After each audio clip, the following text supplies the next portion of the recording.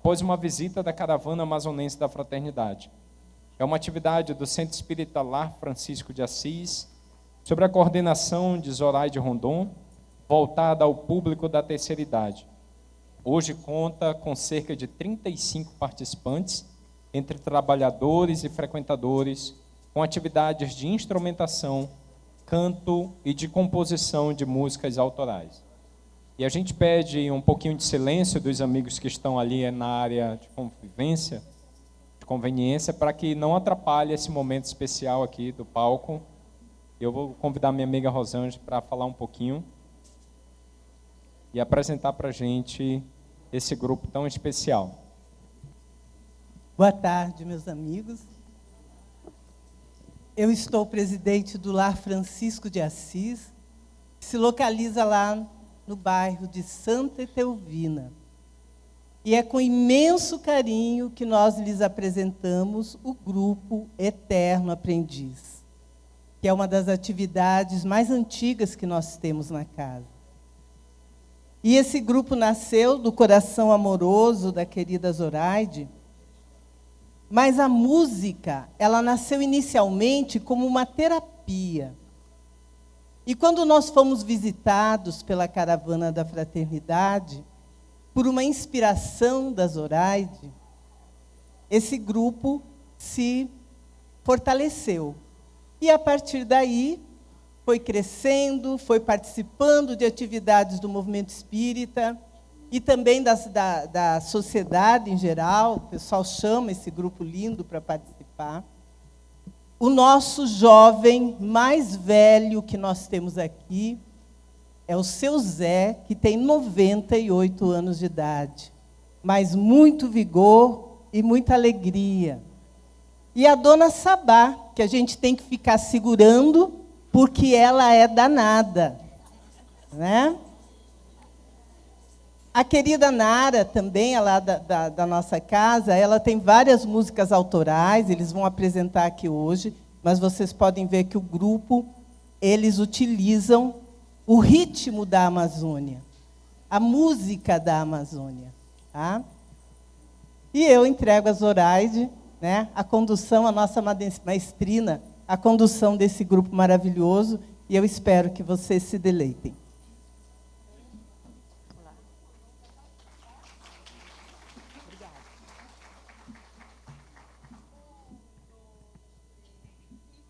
La la ya la ya la la la ya la ya la la la ya la ya la ya la la ya la ya la la la ya la ya la la la ya la ya la ya. Senhor, fazei instrumento de vossa paz. Onde houver ódio, que eu leve o amor. Onde houver ofensa, que eu leve o perdão. Onde houver discórdia, que eu leve a união. Onde houver dúvidas, que eu leve a fé. Onde houver erro, que eu leve a verdade. Onde houver desespero, que eu leve a esperança. Onde houver tristeza, que eu leve alegria. Onde houver trevas, que eu leve a luz.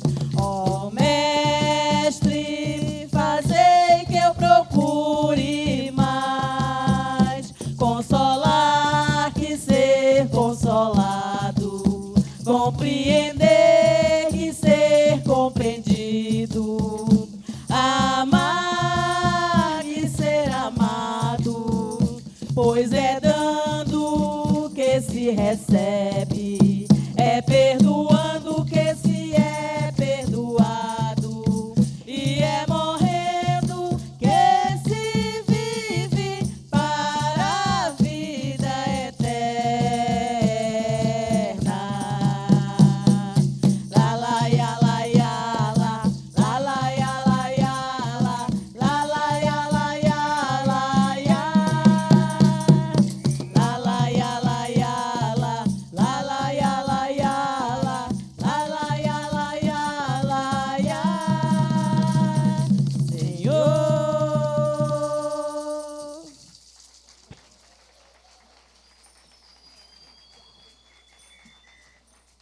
A próxima música é autoral, a nossa irmã Nara escreveu. É em homenagem ao nosso centro espírita, Lar Francisco de Assis. A primeira frase diz: se você quer felicidade espiritual, no Lar Francisco de Assis é o lugar ideal. E assim começa a música. Se você quer a felicidade espiritual, no Lar Francisco de Assis é o lugar ideal. Convido-te a conhecer esta casa de oração, onde acolhimento e carinho, luz, amor, união e paz. No sábado é assim, tomamos o nosso café, fazemos a nossa oração e cantamos pra acalmar o coração. Temos a nossa palestra, o passe e a água da fé. A casa quando é santa é. A todos os trabalhadores meu agradecimento especial. Deus abençoe nossos lares, nossas famílias e o povo geral. Viva São Francisco de Assis, nosso guia espiritual. Todo sábado é assim. Laia, laia, laia. Laia, laia, laia.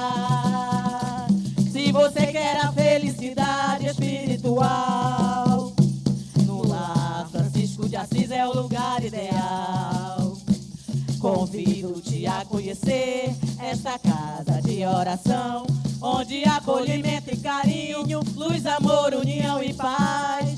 No sábado é assim, tomamos o nosso café, fazemos a nossa oração e cantamos pra acalmar o coração. Temos a nossa palestra, o passe e a água da fé. A casa quando é santa é. A todos os trabalhadores meu agradecimento especial. Deus abençoe nossos lares, nossas famílias e o povo geral. Viva São Francisco de Assis, nosso guia espiritual. Todo sábado é assim. Laia, laia, laia. Laia, laia, laia. Laia, laia, laia. Todo sábado é assim.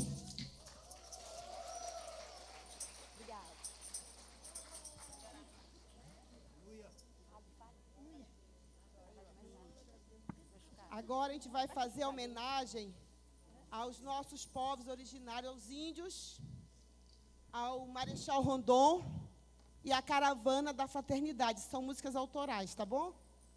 Vamos lá?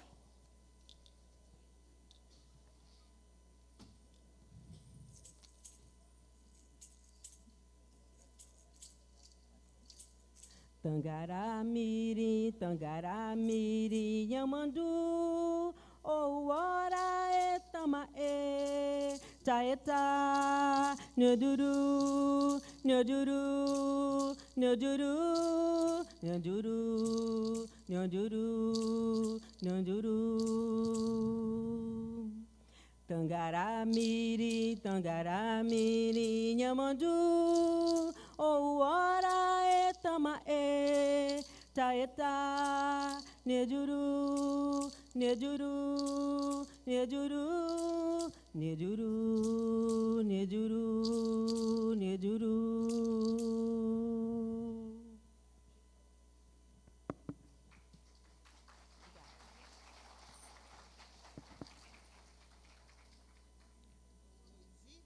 Oh, oh, oh, oh, oh,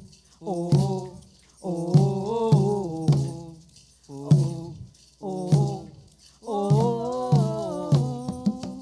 A natureza é o nosso guia e o cocar é nossa proteção. O arco e flecha são nossas armas e os espíritos são nossos guardiões. É triste pensar que que a natureza fala e o ser humano não sabe ouvir. O som de um riacho e o cantar de todos os animais que Deus fez na sua criação, combinação perfeita que nos traz paz, combinação perfeita que nos traz paz. A natureza é o nosso guia e o cocar é nossa proteção. O arco e flecha são nossas armas e os espíritos são nossos guardiões.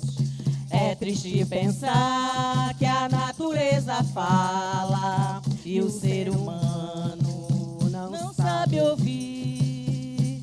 O som de um riacho e o cantar de todos os animais que Deus fez na sua criação, combinação perfeita que nos traz paz.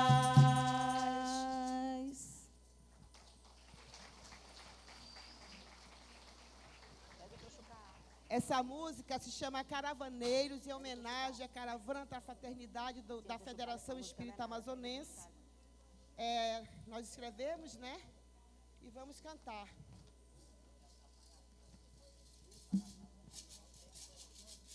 Já vai caravana da fraternidade, nos braços do Evangelho vai, por amor à Amazônia. Já vai caravaneiro, levando a doutrina, nos rincões da Amazônia, as casas espíritas vai. Já vai caravaneiro, com Rondon e os indígenas, trazendo luz, amor, união e paz. Lá vai caravaneiro, vai. Teu corpo cansado de tantas viagens, lá vai caravaneiro. Chega das partidas com saudades, lá vai caravaneiro. Deus abençoe a caravana da fraternidade. Eu sou caravaneiro da fraternidade. Eu sou caravaneiro da fraternidade. Eu sou. Já vai caravana da fraternidade, nos braços do Evangelho vai, por amor à Amazônia. Já vai caravaneiro, levando a doutrina, nos rincões da Amazônia, as casas espíritas vai. Já vai caravaneiro, com Rondon e os indígenas, trazendo luz, amor, união e paz. Lá vai caravaneiro, vai.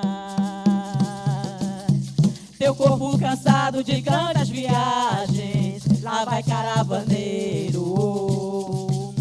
Chega das partidas com saudades, lá vai caravaneiro. Deus abençoe a caravana da fraternidade. Eu sou caravaneiro da fraternidade. Eu sou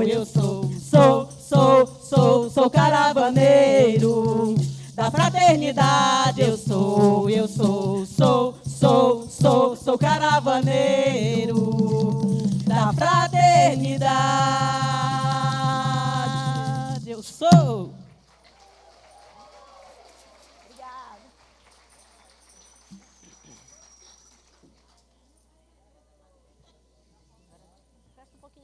Essa música é uma das favoritas nossas, porque ela é uma poesia falando sobre Amazonas. Eu não saio daqui, mesmo com calor. Então, essa música, ela fala daquele amazonense que, independente de qualquer coisa, não vai sair do Amazonas. Essa música, ela foi escrita pela nossa irmã Nara, né? Isso aí. Desculpem o cansaço, tá bom, gente? Que eu tô em forma, assim como vocês estão vendo, mas vamos lá.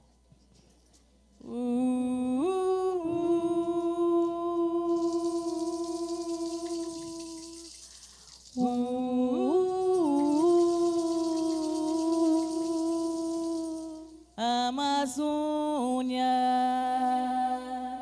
eu não saio daqui. Amazônia, minha terra querida, minha paixão, minha vida.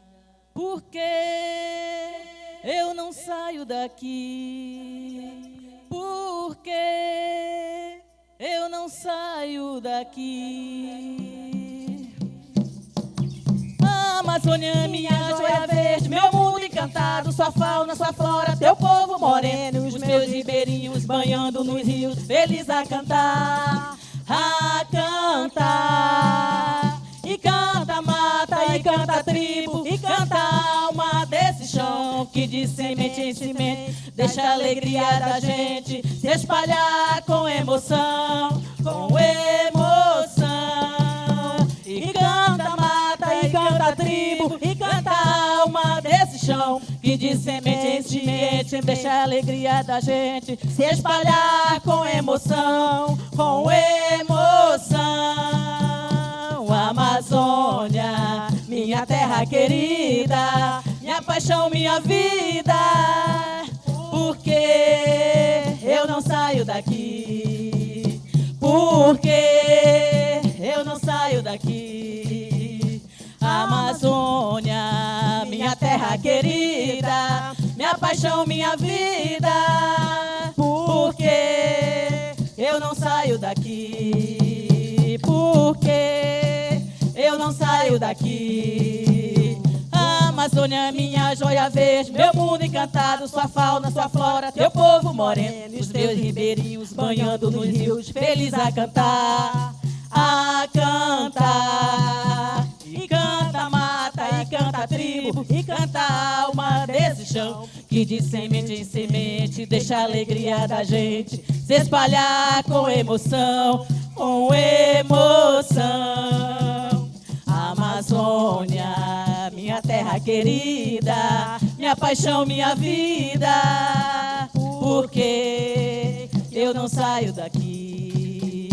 Porque eu não saio daqui? Eu não saio daqui.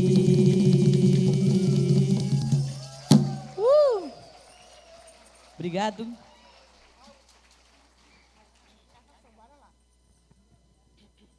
Essa última música é conhecida do movimento. Todo mundo vai cantar, hein? Vamos lá?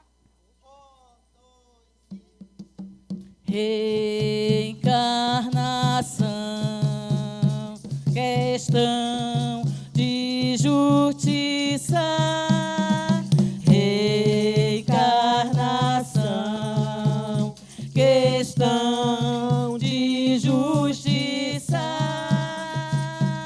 Já parou para refletir o que você faz aqui? De onde veio, pra onde vai? E se estamos aqui, vamos todos nos unir pro mundo melhor armar. Bate palmas! Dos mundos, muitas vidas, muitas voltas, muitas idas, é o caminho que se faz. E se nessa não deu certo, você pode estar certo, Deus te deu uma chance a mais. Reencarnação, questão de justiça. Reencarnação, questão de justiça. Se você errou aqui, volta pra reconstruir tudo que ficou pra trás. Reencarnação,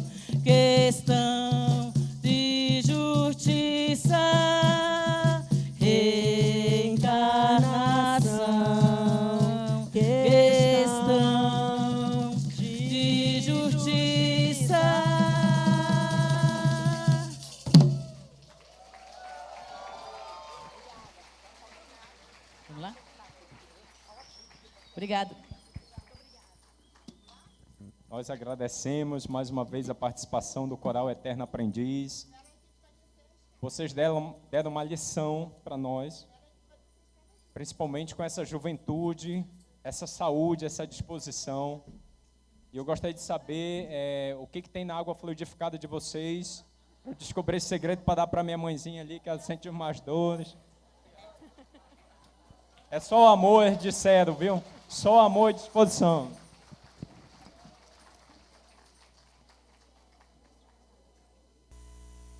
Vamos lá, pessoal. Então, o tema da segunda palestra dessa tarde, início de noite, é despertar espiritual e compromisso reencarnatório.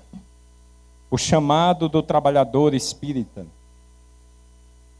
Mais uma vez, durante a apresentação do nosso convidado, vai ser demonstrado na tela o QR Code para que vocês possam escanear e quem quiser fazer alguma pergunta, tá? Pode escanear o QR Code e vai poder direcionar a sua pergunta para o palestrante, tá bom?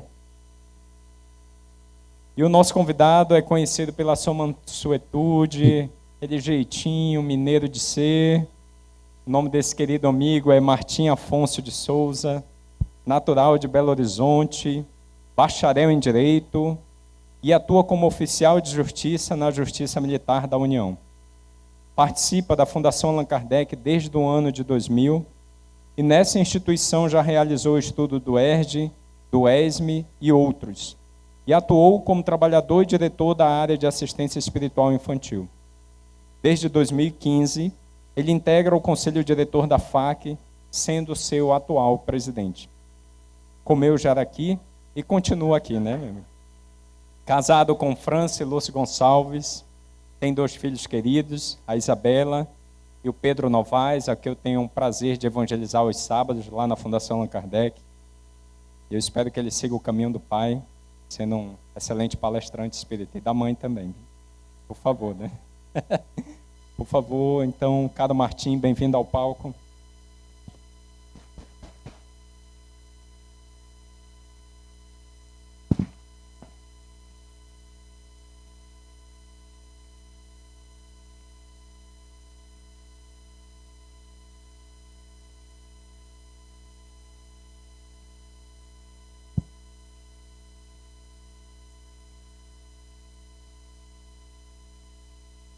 Boa tarde, meus amigos, minhas amigas. Na verdade, boa noite já, né? Com muita alegria, com muita emoção, que estou aqui junto de vocês para compartilhar essas reflexões, que os meus queridos amigos Orlens e Kalina, são aí os que confeccionaram esse planejamento pedagógico, desse evento. E enquanto me preparava, enquanto buscava as inspirações, as reflexões para melhor estar aqui junto de vocês, me veio assim à mente a colocar alguns pontos durante a fala, alguns pontos tirados de músicas. Eu vou aqui exercer, obviamente, a caridade em relação a vocês e, obviamente, não vou cantar. Eu vou apenas declamar, vou apenas ler aqui esses versos, que me foram inspirados, que eu entendi que seriam importantes para ajudar a conduzir aqui as reflexões. E o primeiro verso que me ocorreu é de uma música muito famosa do Roberto Carlos, que é: eu tenho tanto para lhe falar, mas com palavras, parará, parará. Eu queria destacar porque é um tema bastante amplo, e eu ficava preocupado assim, é tanta coisa para falar, são tantos elementos, que eu preciso dar um certo foco, eu preciso concentrar naquilo que acho que é mais relevante. Então isso é mais assim um convite para que eu busque usar, de ser sintético, de ser claro, de ser objetivo e não viajar muito. Mas eu, aproveitando então essa ideia de trazer essas passagens musicais, esses versos, e pensando no tema que foi proposto, do despertar espiritual, compromisso reencarnatório, e você alinhar trabalho que você realiza na casa espírita com a sua missão, né, individual, são muitos elementos. E a primeira música que me ocorreu, o primeiro verso, na verdade, a gente começou lá com Roberto Carlos, lá em Cachoeiro do Itapemirim, onde ele nasceu, no Espírito Santo. Fomos um pouquinho mais para o norte, chegando ali no interior da Bahia, Santo Amaro da Purificação, onde nasceu quem? Caetano Veloso, isso mesmo, né? E ele, na música Cajuína, ele inicia a música falando exatamente isso. Existirmos, a que será que se destina? E essa é a grande reflexão que muitos de nós fazemos, e ao longo de toda a história, filósofos, pensadores, todos nós temos refletido sobre isso. O que nos traz aqui? Para onde estamos indo? O que fazemos? Né? Vocês que estão aqui têm uma certeza muito grande, vocês estão nos caminhos do Senhor, homens e mulheres em busca de Deus. Mas não é só simplesmente se imaginar nesse caminho, não é simplesmente se imaginar em busca de Deus. Graças a Deus, nós temos a doutrina espírita a nos auxiliar, nos inspirar, nos proporcionar muitos elementos para que a gente utilize a nossa capacidade de reflexão, a nossa busca por esclarecimento, nossa ânsia que muitos de nós possuímos para entender o universo que nos move. E temos na doutrina espírita muitas e muitas respostas, ou pelo menos muitos e muitos recursos para melhor compreendermos essa noção de quem somos, o que fazemos, o que buscamos. Nós somos, de certa forma, muito abençoados por termos essa clareza com que Kardec compôs a doutrina espírita e legou para nós, em que a gente se debruça sobre esses ensinamentos, sobre esse conteúdo, e temos condições de fazer reflexões amplas e principalmente reflexões que atendem aos nossos anseios racionais, aos nossos anseios existenciais e que nos confortam, que nos consolam. Porque eu posso entender a vida como sendo o resultado das ações que eu pratiquei em outro momento, mas isso ser muito pesado para mim. Eu sentir todo o peso do meu passado espiritual, da minha herança, e não ter forças para me levantar. Mas a doutrina espírita consola, conforta. Ela nos traz essa noção desse Deus que, acima de tudo, é amor por cada um de nós. E se nós, na nossa caminhada, recebemos esse peso do passado, por assim dizer, ele vem na medida exata das nossas possibilidades de vencermos, de entendermos e de não nos deixarmos abater pela força das circunstâncias em si. E um dos elementos que a doutrina espírita nos apresenta de maneira muito clara, lá na questão 132, que é um dos itens que orientam essa fala, é quando Kardec pergunta, assim como Caetano Veloso se inquiriu, a que se destina a nossa existência? Kardec pergunta aos espíritos qual o objetivo da encarnação. E os espíritos vêm, então, esclarecendo, trazendo essa grande resposta. Deus lhes impõe a encarnação com o fim de fazê-los chegar à perfeição. Para uns é expiação, para outros missão. Mas para alcançarem essa perfeição tem que sofrer todos as vicissitudes da existência corporal. Então, sintetizando essa resposta e buscando compreendê-la de maneira mais ampla, nós estamos aqui encarnados, a nossa existência tem esse objetivo, fazer com que a gente progrida, fazer com que a gente avance. Isso traz naturalmente essa ideia de que nós somos imperfeitos, que nós somos incompletos de que existe um caminho a ser trilhado que vai nos levar de uma condição para outra. Claro que aliado a isso nós temos a ideia da reencarnação, porque é ao longo das muitas e muitas existências que nós vamos trilhando esse rumo da perfeição. Aos poucos nós vamos avançando pouco e pouco, né? Mas os espíritos usam essas outras expressões e, de certa forma, eu vou usá-las como uma espécie de vetor aqui da minha fala, que é ele falar da expiação e da missão. Ou seja, nós, enquanto encarnados, nós estamos exatamente em trânsito de uma condição em que nós manifestamos de maneira mais contundente a nossa imperfeição, onde nós nos equivocamos, onde nós não nos portamos da melhor forma possível, e estamos em trânsito, em caminho, a caminho da luz, na direção de um futuro mais ditoso, de um futuro de ventura, de plenitude, de perfeição. Esse é o objetivo, afinal de contas, né? Então, nós vivemos nessa espécie de meio de campo, por assim dizer, existencial. Nós sabemos que existe esse passado, existe essa nossa herança, muito ligada às nossas imperfeições, aos nossos equívocos, né? Mas existe todo um caminho que nós precisamos desenvolver para alcançar o melhor de nós mesmos.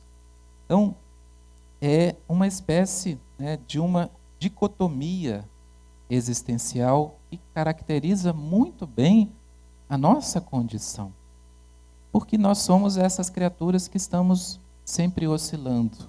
Tem horas que eu estou muito bem, tem horas que eu não estou tão bem, tem dias que eu me sinto tomado de uma energia para fazer, para acontecer, em outros momentos eu estou ali meio sorumbático, meio entristecido, porque é o reflexo de quem nós somos atualmente, né? De como nós estamos nesse momento. A encarnação significa, é como fosse um foco ali da nossa própria existência, porque nós temos se manifestando em nós o nosso passado, que vem através, né, das tendências que nós possuímos, muitas vezes que nos arrastam para determinado tipo de comportamento, mas ao mesmo tempo a gente tem aquele vislumbre do futuro, a gente tem aquela atração que nós temos por uma vida melhor, né, e isso traz um incômodo, traz uma inquietude, e eu quero mudar isso, eu quero vencer a mim mesmo, eu quero progredir, eu quero me transformar. E essa é, efetivamente, a encarnação, a situação, o cenário da criatura encarnada. Todos nós, espíritos imperfeitos vinculados ao planeta Terra, somos essas criaturas que queremos progredir, queremos avançar, mas temos atrás de nós, né, todo um contexto que nos condiciona, que muitas vezes precisa ser vencido, precisa ser ressignificado para que o progresso em nossas existências, né, aconteça. E quando, lá no Evangelho segundo o Espiritismo, Kardec está falando, capítulo 5, Bem-aventurados os aflitos, ele fala do esquecimento do passado, ele traz ali uma afirmação e me tocou nesse aspecto, né, da encarnação, né, dos propósitos, dos objetivos de estarmos encarnados, porque demonstra para nós quais são, mostra para nós quais são os elementos que Deus trouxe para nós, para a gente progredir numa encarnação. Porque Kardec está ali naquela questão, né, que é uma grande questão que é apresentada para nós quando a gente fala que acredita em muitas vidas, quando a gente fala que vivemos muitas vidas, que é, por que eu não me lembro então? Por que eu não sei o que eu fiz no verão passado, na existência passada? E os Espíritos vêm falar que o esquecimento passado é uma condição necessária para que a gente aproveite a encarnação, para que a gente entenda todas essas circunstâncias que nos movem e possa se posicionar frente a ela. Então, Kardec está falando sobre isso e ele afirma, né, num lampejo assim da genialidade que é própria dele. Para nos melhorarmos, outorgou-nos Deus precisamente o de que necessitamos e nos basta. Duas coisas: a voz da consciência e as tendências instintivas. Deus priva-nos do que nos seria prejudicial. Porque os Espíritos falam de maneira muito categórica: saber do passado iria te prejudicar, não iria te ajudar nada. O que você tem agora é o que você precisa, é o que basta para você ser feliz numa encarnação.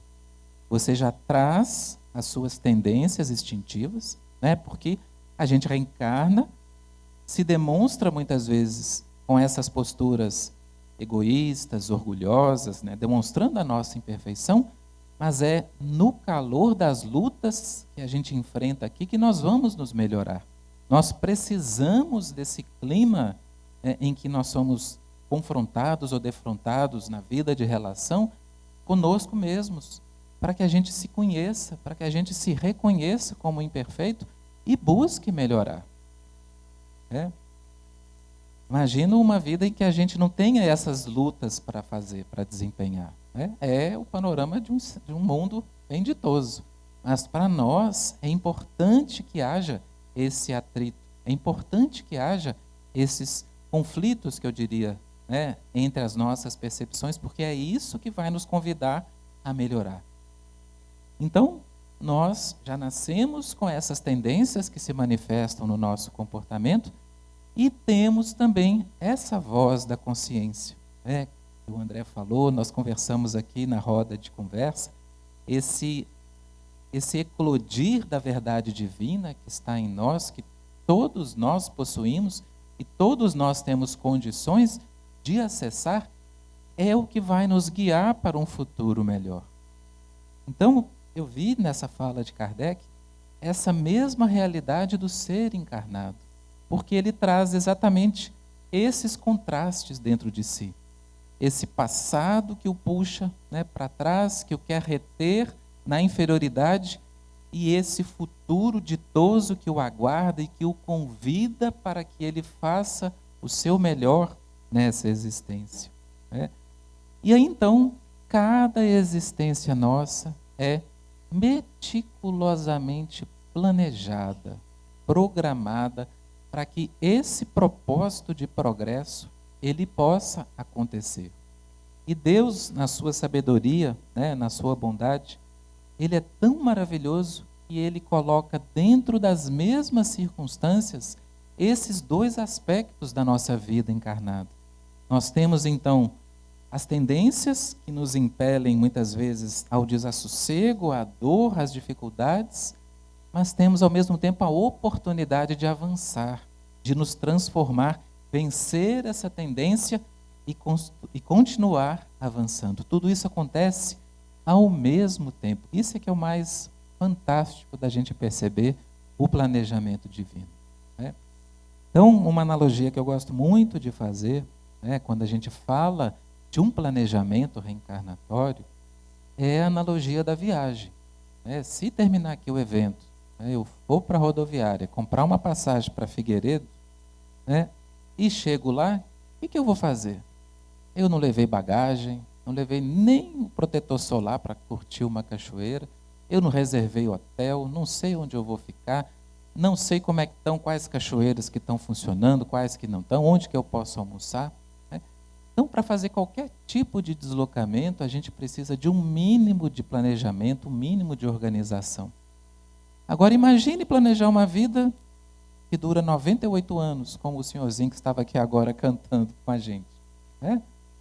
Com certeza é um planejamento muito mais amplo, muito mais profundo e um planejamento que existe, que é real, assim como a existência de cada um de nós que está aqui.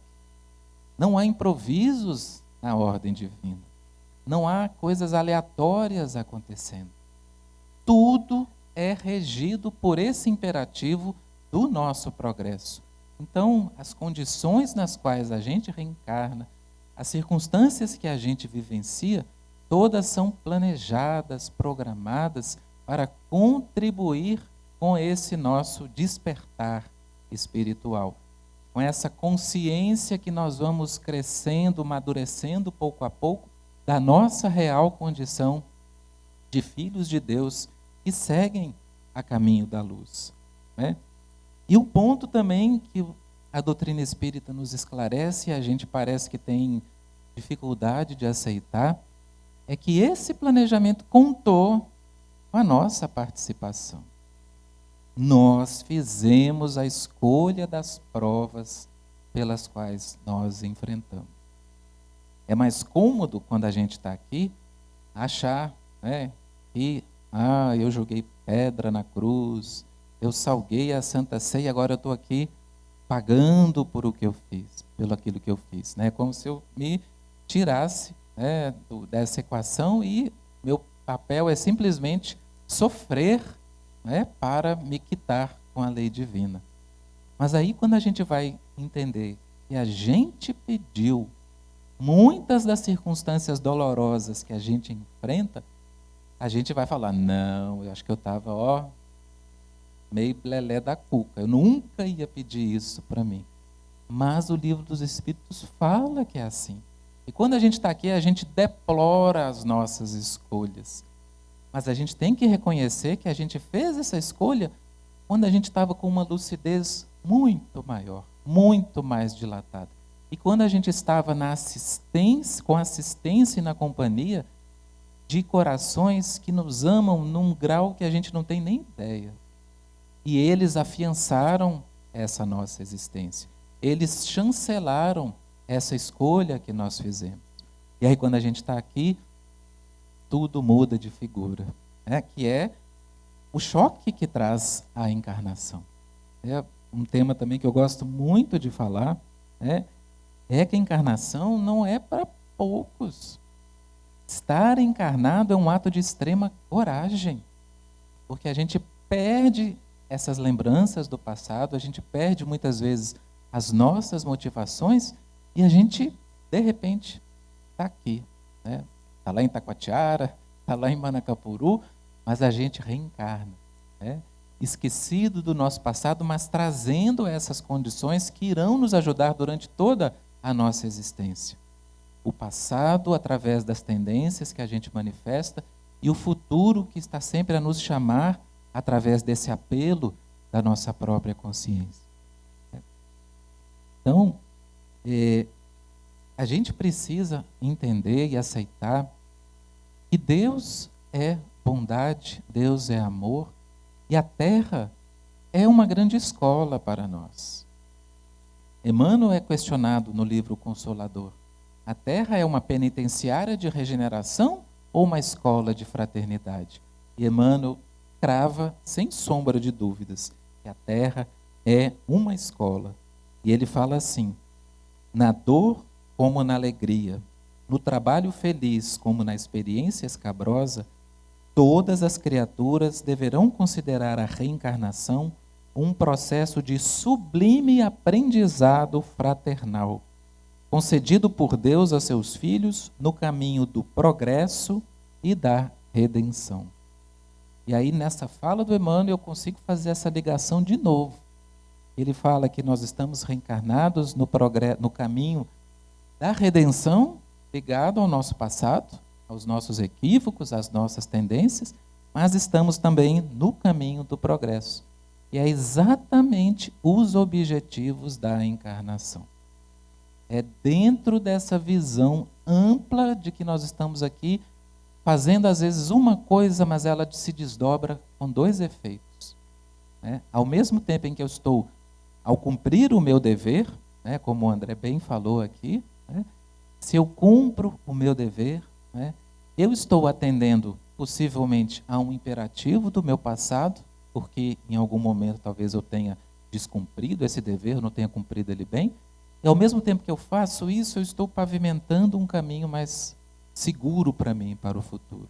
Então essa é a lógica da providência divina e vai agindo, a justiça divina agindo o tempo inteiro ao nosso favor.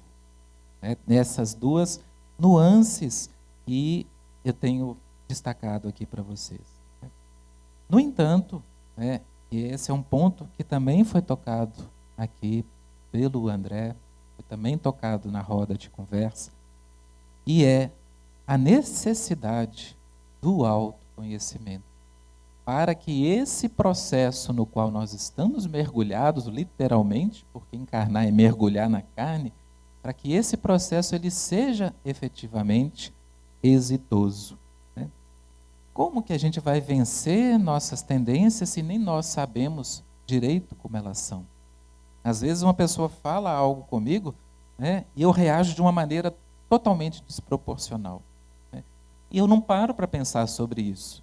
Que espécie de gatilho foi esse disparado por um comportamento, por uma ação, por uma situação?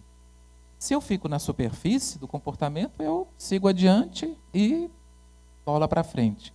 Mas eu preciso sim refletir. Eu preciso sim fazer esse mergulho. É um imperativo para o nosso progresso, como Agostinho trouxe para nós de uma maneira muito contundente, como essa maneira mais eficaz de nós acelerarmos o nosso progresso. Então, nós, seres encarnados, precisamos desses espaços em que a gente vai promover esse mergulho dentro de nós. E não é só a doutrina espírita que fala isso, não. Trazendo mais uma vez um trecho de música, eu vou agora, sair lá da Bahia, volto ali para o Sudeste, ali para a região do Rio de Janeiro, onde reencarnaram dois artistas, Sérgio Magrão e Luiz Sá. Talvez nem todos conheçam.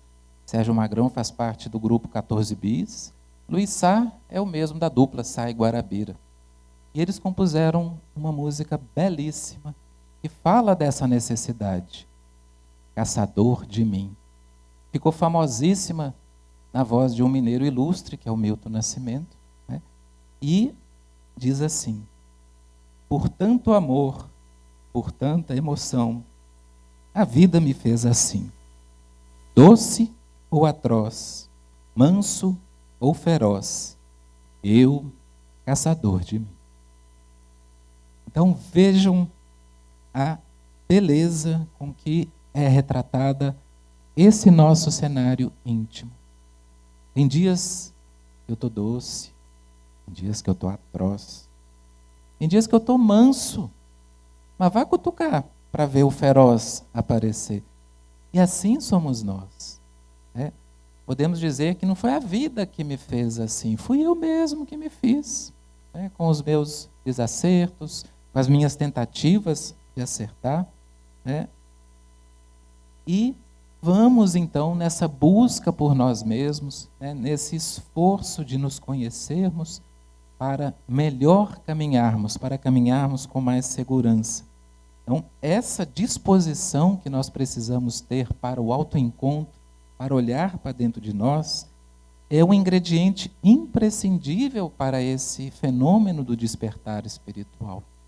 Porque é o momento em que a gente toma efetivamente consciência de tudo e passa a entender as dificuldades da vida, passa a entender os desafios como elementos do nosso progresso e não como castigo, punição ou seja lá o que for que me atrapalha e que me incomoda.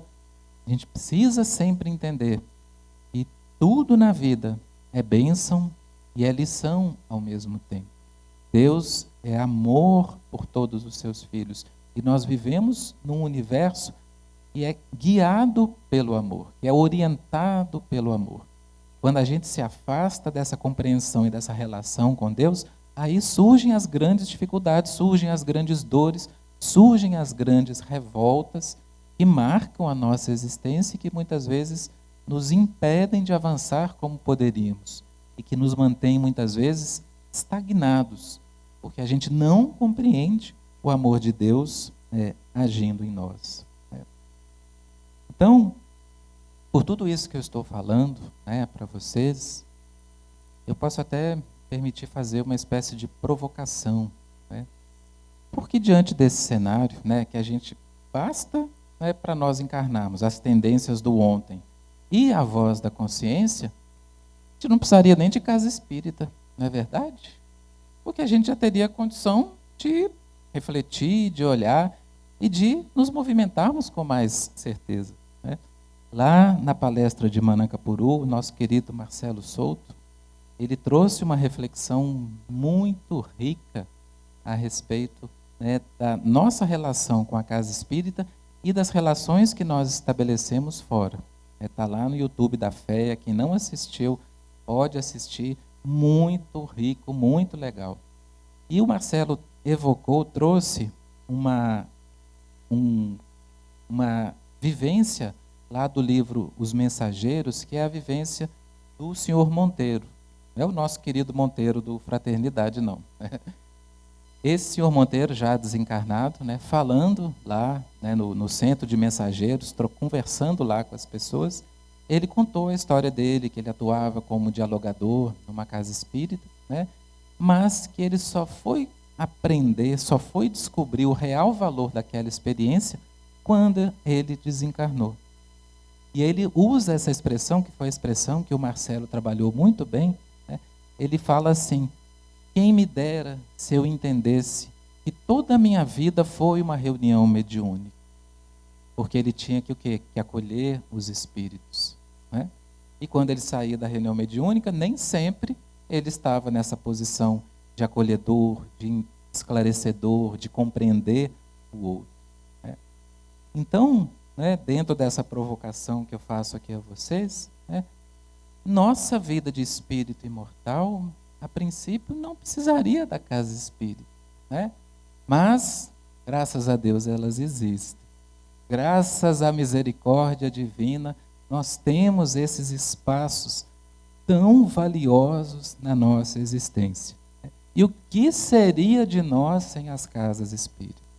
O que seria da nossa trajetória sem esse apoio que nós encontramos dentro de um lar espírita, né? Porque, né, ter esse entendimento a respeito da vida de maneira mais ampla, ele é um conhecimento, sim, revolucionário, porque muda por completo a perspectiva que a gente encara as nossas vicissitudes. Quem não possui uma visão, no mínimo, de transcendência, uma visão que entenda a existência de Deus nos nossos destinos, quem não tem isso é alguém que está fadado à descrença, à revolta, né, ao desânimo, à dor, de maneira constante, de maneira presente, de maneira muito forte na sua trajetória. Então, o acréscimo da misericórdia divina nos alcançou e permitiu, então, que se espalhassem pela terra esses verdadeiros espaços sagrados de apoio à reencarnação, né? Porque na casa espírita nós vamos efetivamente refletir de maneira mais intensa, de maneira mais completa, sobre as condições em que a gente está aqui encarnado, né? E aí a casa espírita, ela vai, no seu desenvolvimento, na sua ação, ela vai assumir diversos papéis, e todos eles acontecendo ao mesmo tempo. Por quê? Porque as necessidades das criaturas que as buscam são diversas, são diferentes. Para muitos, a casa espírita vai ser um hospital, vai ser um local em que eu estou sofrendo, em que eu estou em dor, em que eu estou num grande processo ali de uma espiral de queda mesmo, e eu vou ser socorrido, eu vou ser reerguido, eu vou ser amparado, vou me colocar de pé de novo, porque eu estava caído. Para muitos corações, a casa espírita vai funcionar como esse hospital. Para outros, em outras necessidades, a casa espírita vai ser uma escola que vai nos ensinar, uma escola que vai nos proporcionar a reflexão, o entendimento. Nós vamos nos aprofundar nos conteúdos da doutrina espírita, nós vamos confraternizar em grupos de estudo, vamos ali ampliar o nosso conhecimento intelectual a respeito da vida, a respeito das leis que regem a nossa existência. Então a Casa Espírita vai ser essa escola também. E a Casa Espírita, em muitos aspectos, ela vai ser uma oficina. E esse é o ponto que eu vou destacar com mais profundidade. Porque, para nós, trabalhadores espíritas, esse é o espaço sagrado que nós encontramos para movimentar os nossos recursos na direção do bem, num ambiente preparado, num ambiente que está ali tudo conspirando para que a gente coloque o melhor de nós à disposição do próximo. E muitas vezes nesse serviço, nesse trabalho, nós faremos coisas que não fazemos ordinariamente. Não é verdade? Quantos aqui de nós em casa não lava um copo? Mas lá na cozinha do centro espírita é aquele que não deixa louça suja para ninguém, né? Olha, estão olhando para o Venâncio ali agora, né? Não sei por quê, né? Acho que ele se acusou ali, né? Então, é um espaço em que eu vou me exercitar no bem, tendo como apoio os amigos espirituais. E aí é o momento, né, desse alinhamento de maneira mais ampla. E a gente precisa se valer da doutrina espírita, dos convites que são feitos para nós, através das obras espíritas, para destacar esse papel que a Casa Espírita nos apresenta de oficina e que é muito importante. Nós temos lá no livro Renúncia, aquela fala memorável da Alcione, em que ela está falando do culto do Evangelho no lar, explicando, né, a oportunidade de se falar de Jesus, e as pessoas ali estão, né, surpresas, né, com aquela jovenzinha tão simples ali, com um conteúdo, né, evangélico profundo. E aí Alcione faz, né, uma observação que cabe a nós, que muitas vezes estamos na casa espírita, estamos sendo convidados a assumir papéis, a desempenhar funções, mas estamos ali postergando, estamos encontrando justificativas, né? Estamos muitas vezes adiando a assunção desse nosso compromisso. Alcino diz assim: muitos procuram, nas páginas do Evangelho, somente motivos de consolação, esquecendo a essência do ensino.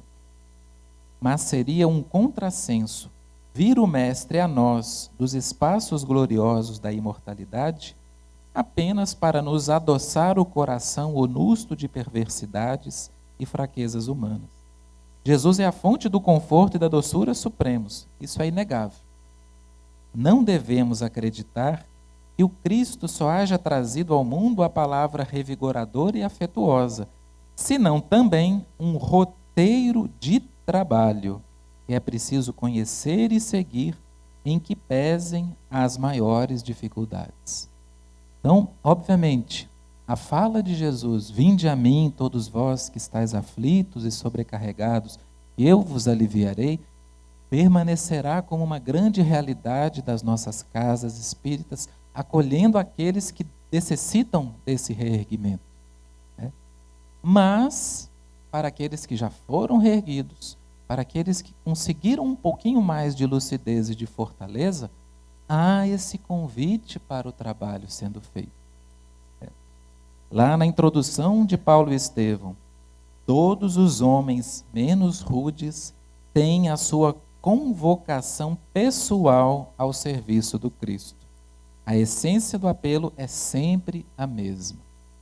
Emmanuel está falando ali da atuação de Paulo, a atuação exemplar de serviço ao Cristo, mas ele fala que os homens menos rudes, né, ou seja, que não estamos ali numa condição, né, de uma grosseria espiritual ainda, todos nós temos condições de receber essa convocação ao serviço. E ainda no prefácio da obra Os Mensageiros, Felizes os que buscarem na revelação nova o lugar de serviço que lhes compete na terra, demonstrando a oportunidade que as casas espíritas têm para nós nos vincularmos a esse movimento do bem, na sua feição de oficina, e de nos proporcionar ali um espaço perfeito para que a gente exerça os nossos potenciais e que a gente movimente os nossos recursos na direção do bem, trabalhando em nós mesmos as nossas próprias dificuldades, vencendo as nossas inibições, as nossas tendências, os nossos arrastamentos e contribuindo para que a gente transforme esse ato, esse gesto de fazer o bem em algo que seja habitual em nós. Porque assim como todos nós aprendemos determinada habilidade, né, por exemplo, para cozinhar, né, também ouvi dizer que o Venâncio é um excelente cozinheiro, né? Então, ele precisou se habituar a realizar isso para ter essa habilidade. E quanto mais nós vamos nos habituando ao bem, mais isso vai se tornando algo natural na nossa trajetória.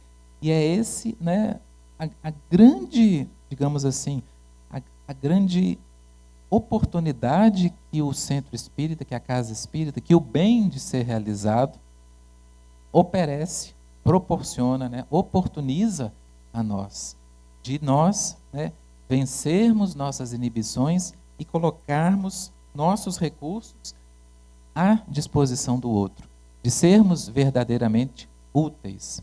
Claro, meus amigos, estou falando aqui para um público espírita, dentro de um evento espírita, mas o bem é sempre o bem. Nossa querida Dona Isis tem uma frase, né, que eu gosto muito de repetir, né? Todo aquele que pratica a caridade é discípulo de Jesus. O que faz a diferença não é a denominação, não é o setor, é a essência do que se faz. Mas como estou falando aqui para um público espírita, obviamente vou dar a contextualização do trabalho nas casas espíritas e nos proporciona essa bênção em nossas existências, né? E além dessa feição, essas dimensões do centro espírita, de ser um hospital, uma escola e uma oficina, há uma quarta dimensão, que é a dimensão do afeto que se estabelece entre os trabalhadores. Aí a casa espírita se torna um verdadeiro lar, um verdadeiro espaço mesmo em que você confia no seu companheiro, você acredita no seu companheiro, você se sente bem, você abre o seu coração para ele, você sente ali a verdadeira fraternidade, ali estimular frente aos seus desafios. Então, né, somente temos muitas e muitas vantagens, por assim dizer, de, dentro do nosso projeto reencarnatório, de nós assumirmos essas funções, esses papéis, de estabelecermos essa rotina do trabalho no bem, mas nós precisamos ponderar, né, esse imperativo do autoconhecimento. Porque muitas vezes nós somos tocados pelo fazer no bem, né? A gente se empolga quando a gente começa a mobilizar esses nossos recursos, a fazer o bem, a lavar as panelas, a servir a sopa, a evangelizar, a ser parte de um grupo de estudos. Tudo isso é maravilhoso, realmente nos alimenta, nos impulsiona. Mas é necessário nós termos sempre esse espaço para a gente refletir sobre aquilo que nós fazemos. É claro que eu não estou falando aqui de conhecimentos doutrinários básicos, porque para ser trabalhador, você precisa ter um conhecimento doutrinário consistente, para que você compreenda o que você está fazendo, para que você saiba onde que você está localizado dentro da casa espírita e o que você está movimentando ali, né, dentro da proposta de atuação daquela casa. Esse conhecimento, obviamente, é básico, mas o que eu estou falando aqui é uma proposta mais ampla de o trabalhador sempre ter esse espaço correlato de reflexão e que vai ser um espaço ligado ao seu autoconhecimento. Porque ele chega na casa espírita com esse cenário que a gente está apresentando. Nós somos essas criaturas que temos esse passado, temos essas dificuldades e temos esse chamado para o futuro. Durante esse processo em que eu vou melhorando, em que eu vou me trabalhando, que eu vou avançando, em que eu vou progredindo, eu preciso, obviamente, olhar para dentro de mim, para saber o que eu estou fazendo, para saber o que eu estou ganhando, o que eu estou aprendendo, o que eu estou ali me transformando nesse processo. Porque senão a gente corre um risco muito grande de sermos meros atores do bem que estão ali numa espécie ali de moedor de carne, e as coisas estão funcionando, e eu tenho que fazer isso, eu tenho que levar aquilo, agora é hora de fazer isso, agora é hora de atender não sei o quê, agora... E eu não paro para fazer essa análise do que eu estou crescendo em amor nessa atividade, de quais estão sendo as minhas verdadeiras transformações. Porque muitas vezes a nossa métrica é a métrica exterior. Hoje eu apliquei passe em 30 pessoas, rapaz. Acho que eu vou até bater um churrasquinho ali para repor um pouquinho os fluidos aqui, porque o negócio está feio. A métrica a gente faz no externo, no fazer, na ação que eu consigo quantificar. E não faço essa análise, essa reflexão do que realmente eu estou me transformando nesse processo. Né? E aí, sempre quando surge, né, aqui na minha fala, esse momento, né, em que eu dou uma pausa, é porque está na hora certinho de trazer outra música, para entender melhor esse processo. Né? E aí, né, a gente estava lá no Rio de Janeiro, né, com o Sérgio Magrão e Luiz Sá. Aí, lá em Santos, nasceu Renato Teixeira. E ele fez, junto com um amigo dele, Almir Sater, que é lá de Campo Grande, no Mato Grosso do Sul, uma música que todos nós conhecemos, Tocando em Frente, e que traz ali, né, uma reflexão muito rica. Penso que cumprir a vida seja simplesmente compreender a marcha e ir tocando em frente. Cada um de nós compõe a sua história, e cada ser em si carrega o dom de ser capaz de ser feliz. Então, vejam como ele fala, compreender a marcha. Só compreende quem reflete, quem analisa. Quem está só marchando não está compreendendo nada. E ir tocando em frente, e ir avançando no rumo do progresso. E o objetivo da encarnação é fazer as criaturas progredirem. Né? Então, há esse elemento também muito importante, né, que o André destacou, é que cada um compõe a sua história. Na hora que eu parar lá na frente, lá do olho na agulha, ninguém vai me empurrar para eu passar, não. Eu é que vou ter que passar, sozinho, porque é o meu esforço. É aquela síntese maravilhosa que Jesus fez, e é a cada um conforme suas obras. Nós temos o dever de avançar. Nós temos esse convite ao progresso. E tudo na nossa existência está sempre conspirando, sempre ajudando para a gente progredir. Né? Falando dessa música em especial, outro dia vi o Almir Sater falando, e essa música ela foi praticamente psicografada, e essa é a fala dele. Né? Ele fala que ele se encontrou com Renato Teixeira e a música baixou ali, instantaneamente. Né? E a gente vê, né, a ascendência espiritual da música, né, porque fala, né, com muita beleza e com muita precisão da nossa verdadeira condição aqui. Né? Esse ir tocando em frente, né, esse ir avançando, esse ir progredindo, né, me trouxe também uma evocação muito intensa a respeito de uma obra E a Fundação Allan Kardec teve a bênção de receber, concluído o seu processo de editoração em 2023, e a obra Reflete e Prossegue. Não tem como sintetizar melhor a vida do trabalhador espírita, senão com essas duas expressões. Eu preciso refletir, eu preciso compreender a minha marcha, eu preciso entender onde eu estou, o que eu estou fazendo. A vida me trouxe aqui para essa casa espírita, a vida me guiou para essa determinada atividade que eu desempenho com muita alegria, com muita paz, é o meu alimento, que eu não troco isso por nada na minha vida. Mas eu preciso adicionar essa minha camada de reflexão. Eu preciso entender em que medida essa atividade contribui para o meu progresso. Eu preciso entender que elementos do meu passado, das minhas necessidades, estão sendo atendidas aqui nessa atividade.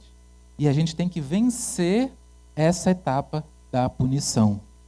Porque é uma fala comum. E lá no livro Reflete e Prossegue, o autor, irmão Clementino, o espírito, a obra foi psicografada pela Tânia Mello, o autor fala que um raciocínio equivocado que a gente traz é ligar sempre essa questão do castigo. Eu estou na evangelização infantil porque com certeza no passado eu queimei muita criança, agora eu estou aqui pagando por isso. Então, olha que raciocínio tosco, e olha que raciocínio limitante daquilo que nós somos, daquilo que nós não podemos fazer. É como Kardec disse, não, o que você tem já é o que te basta. É a sua tendência, é a voz da sua consciência. Você foi chamado por uma determinada atividade, aquilo tocou profundamente em você, mergulha, vá fundo, realize o bem possível dentro dessa atividade e vá analisando a sua trajetória, vá avaliando o que você mudou, vá percebendo os ganhos que você está tendo, os ganhos pessoais que você está tendo, não os ganhos quantitativos externos, mas os ganhos pessoais. E isso precisa entrar na nossa agenda, isso precisa entrar nas nossas considerações, porque senão a gente vira uma máquina de trabalhar na casa espírita. É tarefa atrás de tarefa, é compromisso atrás de compromisso. E o meu tratamento? E a minha mudança? E a minha reflexão? A gente não proporciona isso para o assistido? A gente não busca oferecer o máximo de espaço para ele melhorar, para ele progredir? Quem está fazendo isso por mim?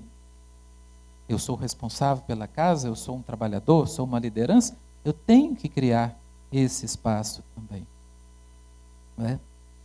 E, encaminhando aqui então, para o final da nossa fala, tem mais um versinho aqui, aí a gente volta lá para a Bahia, com Gilberto Gil. E uma de suas músicas, chamada Aqui e Agora, ele afirma: o melhor lugar do mundo é aqui e agora. A nossa encarnação é a melhor que a gente tem para fazer o nosso melhor. Há uma mensagem do Emmanuel em que ele fala que a gente está no posto e no ponto precisos para melhor render na obra do Senhor. E quando a gente duvida disso, ou quando a gente não dá o verdadeiro valor a isso, a gente se perde e não aproveita as nossas oportunidades para crescer, para progredir, para avançar. Então, meu querido Alessandro, você pode subir. Eu gostaria então de agradecer a atenção de vocês, agradecer ao convite feito mais uma vez. Eu me dei conta que eu estive em todos os 4 encontros estaduais. E é uma alegria muito grande reencontrar tantos corações, por conta das questões profissionais, das questões lá da Fundação. Eu não pude participar dos encontros que houve em Manacapuru, em Itacoatiara, mas estou abraçando todos esses corações aqui com muita alegria. Então, muito obrigado.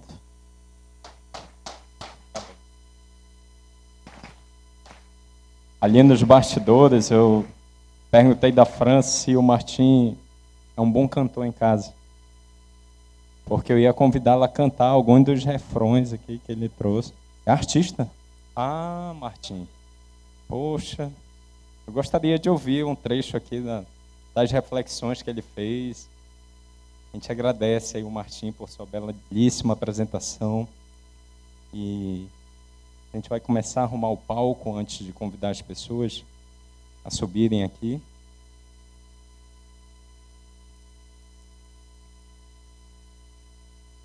Na reflexão que o Martim trouxe aqui do Almir Sattler. Sei que todos gostam dessa música. Não vão embora, ainda vai ter a rodada de perguntas. Nós vamos, enquanto isso, convidar ao palco o Martim para retornar aqui conosco. Solicitamos também que o nosso querido André Siqueira retorne ao palco para a sua participação na sessão de perguntas e respostas. Vamos convidar também o querido Orlens Mela e Ana Kalina, trabalhadores da Fundação Allan Kardec e membros da equipe pedagógica do 4º Encontro Estadual de Espiritismo. Eles vão ser os mediadores da sessão de perguntas e respostas. Lembrando a quem já está indo, devido aos seus compromissos familiares, que amanhã, a partir das 9 da manhã, aguardamos vocês, tá bom? Não percam, amanhã também vai ser ótima a nossa apresentação aqui. Então, pessoal, tivemos bastante perguntas, né? Isso é bom para a gente explorar os temas, né? Tanto do André, da palestra de abertura, o tema central, e agora a palestra do Martim. Vamos começar, então, aqui com o André. A pergunta é a seguinte: como descobrir qual o caminho que devemos seguir diante das dúvidas que temos em relação ao nosso propósito de vida? Aí eu vou unir a outra pergunta que tem o mesmo sentido. Como podemos saber se estamos no caminho para Deus? A questão do propósito, ela é central na nossa existência. Os estudiosos no campo da psicologia, curiosamente, né, uma ciência da alma que não acredita na alma, tentam esclarecer um pouco essa nossa relação com a busca de propósito. E algumas correntes falam sobre a nossa essência. Então, descobrir o que é que nos torna capazes de entrar num estado íntimo em que tempo e espaço não fazem sentido. Então eu vou lembrar para vocês, criança, né? Não tem aquelas brincadeiras que as crianças fazem, que ela não lembra nem de comer, de ir no banheiro, de fazer nada? O psicólogo da felicidade, Csikszentmihalyi, ele chama isso o estado de fluxo. O estado de fluxo é quando nós entramos nesse rumo de atividades que a gente não vê o tempo passar. Como parte do processo de autoconhecimento, nós devemos reconhecer que atividades nos fazem entrar nesse estado de fluxo, que é aquilo que nos empolga a alma, de tal forma que a gente não vê o tempo passar. Por outro lado, esse propósito, é preciso que a gente tenha clareza que ele não é um propósito de diversão, porque nós não viemos à Terra de férias. O processo reencarnatório não é para nós um processo no qual a gente diz assim, vou tirar umas férias lá no Amazonas, né? Não, ele é um processo de transformação, o que nos remete à porta estreita, que era um caminho no qual, para passar, você paga um tributo. Qual é o tributo que nós precisamos pagar em nossa vida para termos acesso a essa verdadeira felicidade? Como é que eu posso, então, descobrir o meu propósito? Primeira coisa que eu lhe digo, preste atenção em você. Faça essa pergunta intimamente: qual o propósito da minha vida? Com base naquilo que eu quero, com base naquilo que eu faço. E agora eu vou dar uma de Santo Agostinho, viu? Fazei como eu fazia. Eu passei dos meus 11 aos 16 anos de idade, todas as noites refletindo sobre qual o propósito da minha existência. Por que eu nasci aqui dessa maneira, com essas limitações e com essas potencialidades? Tamo junto. Olha aí, ó, não estou sozinho, tá vendo? Tem mais doido nessa vida. E eu achei muito curioso que, no momento em que eu, honestamente, visitei a minha consciência e me perguntei qual o propósito da minha existência, a resposta veio. E essa resposta se transformou na minha missão pessoal. Naquilo que eu... Quando eu digo de missão pessoal, eu não estou dizendo que eu sou um espírito bom não, tá, gente? Eu estou dizendo o seguinte, ó. Toda organização tem um propósito, tem uma missão, tem uma coisa que ela vai fazer. E eu transformei esta organização, isto é, eu mesmo, os meus esforços de estudo, o meu trabalho, a minha convivência familiar, as minhas leituras, os meus aprendizados, os meus sacrifícios em torno dessa missão, que é: qual o meu propósito na existência? Melhorar a qualidade de vida das pessoas e das organizações pelo uso responsável do conhecimento. Isso está inscrito na minha cabeça. O que significa isso? Significa que aquilo que me faz entrar em estado de fluxo, ler, aprender, refletir, trabalhar, eu me perco nisso. Eu pego um texto e se alguém não se der, está na hora de almoçar, eu não sei o que eu estou fazendo com aquilo dali. Eu vou assistir um filme, eu mergulho nele e fico olhando e vendo. Então, isso me faz entrar em estado de fluxo. Ótimo. Mas para que eu vou fazer isso? Como é que eu posso transformar este conteúdo em alguma coisa que melhora a vida das pessoas e das organizações sociais? Como é que eu pego este conteúdo e aplico isso no dia a dia? Então, às vezes, é dando uma aula. Às vezes, é programando um sistema. Às vezes, é administrando um grupo. Às vezes, é lavando uma louça em casa. Mas todas as vezes que eu estou lavando louça, o meu projeto é melhorar a qualidade de vida de alguém, nem que seja minha. Isso começa a dar sentido na nossa existência. Isso vai transformando o nosso viver em uma ação objetiva, com um propósito muito claro. E isso vai nos fazendo compreender quem nós somos.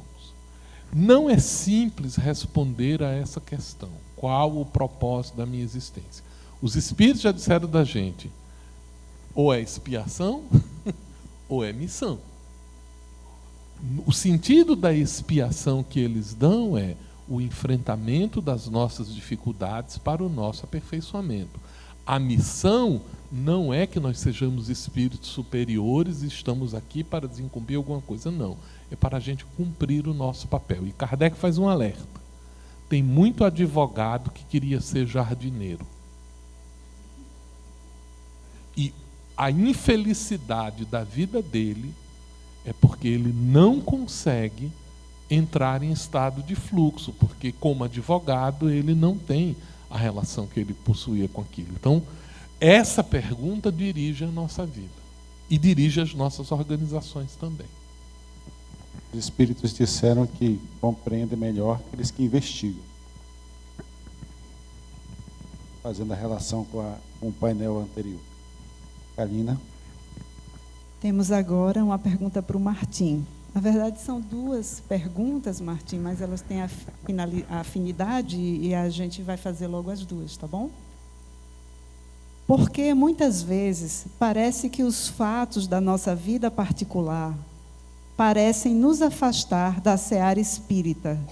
Seria um erro de planejamento ou más escolhas nesta vida? Esta é a primeira pergunta.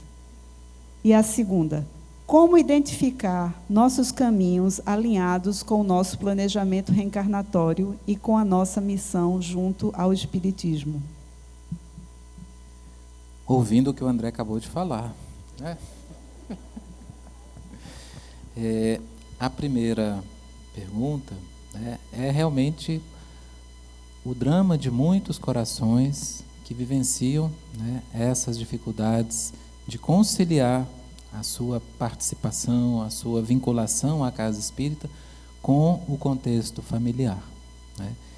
E aí, nesse aspecto, a gente tem a referência lá do Consolador, da pergunta 404, em que se pergunta, né, exatamente isso: como conciliar, no caso, ligado à questão do exercício da mediunidade, mas aplicável a toda a atividade que a gente desempenha, né, na casa espírita. Emmanuel, respondendo, né, fala que nós temos compromissos graves da encarnação. Compromisso com a família, compromisso com o pão de cada dia, ou seja, com os nossos labores profissionais, e, por fim, o compromisso com a casa espírita. Então, se você atende a esses compromissos, né, e a expressão que ele usa, e sobra tempo para que você se dedique às atividades doutrinárias, é o que você deve fazer. Martim, a cota de tempo que sobrar. Né? Então, nós podemos usar isso como uma reflexão, né? Obviamente, a vinculação com a casa espírita não é fruto de má escolha, né? Não é fruto de um erro de planejamento. É a necessidade que você tem de conhecer, né, as verdades que a doutrina espírita traz, mas, ao mesmo tempo, conhecer os seus compromissos com a sua equipe familiar, os seus compromissos com a profissão que você desempenha, que eles são importantes por demais. Como eu disse na minha fala, né, nenhuma encarnação é improvisada. A gente planeja aquilo que a gente vai vivenciar. Claro que os espíritos alertam a gente também, né, que eles não vai ter um planejamento que vai na minudência do que vai acontecer, mas as grandes questões estão lá previstas. E certamente a vida familiar é uma dessas questões, é um dos compromissos que nós precisamos atender, né? E o que podemos fazer é ter muita paciência, é ter muita compreensão, porque a forma que nós temos para evangelizar o outro não é na palestra, não é no ensino, não é na pregação, é na exemplificação. E se o seu familiar hoje não compreende o seu processo de transformação que está acontecendo com apoio da casa espírita, certamente ele vai entender no futuro, porque ele vai presenciar, ele vai testemunhar a sua melhora, a sua transformação, e ele vai passar a ser um grande incentivador da sua vinculação, do seu trabalho, né? É o tempo que vai ajudá-la nesse processo, é o tempo, a dedicação, a paciência, o carinho que faz com que tudo se ajuste, né?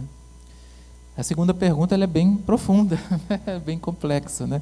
Mas as coisas que o André falou, né, os pontos que ele destacou, né, desse nosso alinhamento, né, aí eu entendo, né, que dentro da casa espírita nós vamos ter essas atividades que vão nos conduzir ao fluxo, né, que a gente vai se desdobrar, vai se dedicar, vai virar uma madrugada planejando alguma coisa, fazendo.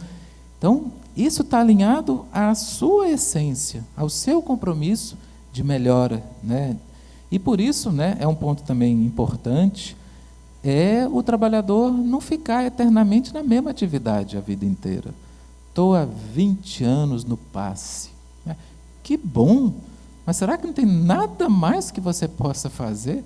Será que não tem outro espaço para você aprender alguma coisa diferente do que você já consolidou nessa sua trajetória, nessa sua atividade? Claro que não é para ficar pulando de galho em galho, né? Mas ter essa disposição para aprender coisas diferentes. E aí, à medida que você vai fazendo isso, você vai se conhecendo mais, porque você vai entrando nesse processo de dedicação, né? de encontro consigo mesmo. Muito bom. Nessa questão, quando se fala planejamento reencarnatório de cada um de nós e a missão do Espiritismo, elas têm uma relação muito direta. A reencarnação tem o objetivo de nos fazer melhorar. O Espiritismo, a missão é a regeneração da humanidade. Então, e ela começa por cada um de nós. Né? Então, está diretamente ligado. Quando nós estamos trabalhando por nos melhorar, estamos alinhando a missão individual com a missão coletiva. Então, buscar aquilo que a gente precisa realizar, buscar aquilo que falta em nós, buscar aquilo que preenche nossas vidas. E aí, fatalmente, com a ajuda dos amigos espirituais, você vai encontrar passo a passo de sua caminhada que vai ser descortinada à medida que você evolui, né? Essa revelação progressiva. O Marco falou, né? Começou a subir da cidade, quando chegou no sistema solar, volta que eu ainda não estou capaz de compreender. Então, passo a passo. Não é para nós nos afligirmos com isso. Né? Vamos lá. Mais uma para você, André. Como identificar qual o cordeiro devemos sacrificar para estar no caminho, entendendo que para cada um este sacrifício se manifestará de forma específica? Vamos voltar a Santo Agostinho, quando ele nos fala sobre a resposta àquelas perguntas que nós temos. Ora, quando eu me pergunto, cumpri meus deveres? E sinceramente eu respondo a isso. Dei atenção à minha família? Cuidei da minha saúde? Isso são deveres básicos que todos nós temos na nossa existência.